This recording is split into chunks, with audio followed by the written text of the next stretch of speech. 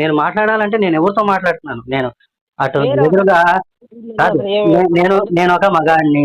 నేను ఎదురుగా మాట్లాడేది మగాడితోనా, ఆడదానితోనా, కొజ్జాగాడితోనా, వాడెవడో, వాడి పేరేంటి, వాడి ఊరేంటి, అది ఏమీ కాదంటే తెలియకుండా ఏం మాట్లాడతాను? అదే అడుగుతున్నా. పేరు చెప్పమంటే పేరు చెప్పడానికి సిగ్గుపడుతున్నా మీరు. ఏం మరి ఎందుకు మాట్లాడమంటారు చెప్పండి. సిగ్గుపడాలా? మరి ఎందుకు సిగ్గుపడాలా? సిగ్గు లేనప్పుడు దేనికి చెప్పు పేరేంటి? ఇప్పుడు ఇంత దేశం పెట్టుకుని ఏం సాధిస్తావు నువ్వు?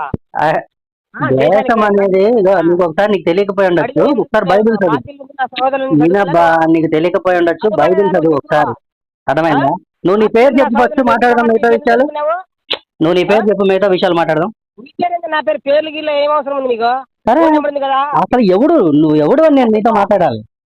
ఏం మాట్లాడతావా? నువ్వు ఎవడు అని నీతో మాట్లాడాలి నేను చెప్పు. ఎందుకు నువ్వు పోస్టులు పెడతావు? నువ్వు ఎవడు అని నీతో మాట్లాడాలి నేను చెప్తా మిగతా నువ్వు అడిగే ప్రతి ప్రశ్నకి సమాధానం చెప్తా. అలా కాదురా బాయ్, నువ్వు అడిగే ప్రతి ప్రశ్నకి సమాధానం చెప్తా. నువ్వు ఎవడు అని నీతో మాట్లాడాలి నేను. నువ్వెవడు, నీ పేరేంటి, నీ ఊరేంటి, నీ ఉద్యోగం ఏంటి, నువ్వేం చేస్తుంటావు, ఏం పీకుతుంటావు? ఉద్యోగాలతో మాట్లాడేది ఏం పని నీకు? అదే చెప్పు. డైరెక్ట్ గా మాట్లాడు. ఎవడువి నువ్వెవడువి? నువ్వు పలానా అని చెప్పు. నువ్వు పలానా అని చెప్పు. చెప్పు కారణం చెప్పు. నువ్వెవడువి? నువ్వెవడివి? సీజన్ చెప్పయ్యా, నువ్వు కారణం చెప్పు. కారణం అసలు ఆ కారణం ఏం చెప్పాలన్నా సరే నువ్వు కాదు.